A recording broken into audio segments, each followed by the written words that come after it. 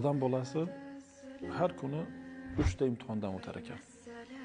Birinchisi, har kuni umri qisqarib borar ekan. Bundan ham ajoyibi, puli qisqarsa, moli qisqarsa hisob-kitob qilar ekan, lekin umri qisqarganiga hisob-kitob qilmas ekan. Vaholanki ketgan pul qaytishi mumkin, lekin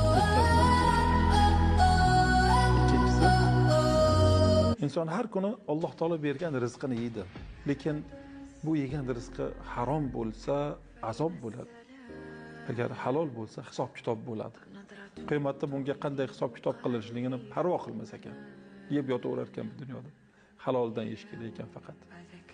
Uchinchisi, inson har kuni bu dunyodan Driving too fast, moon is breaking through her hair.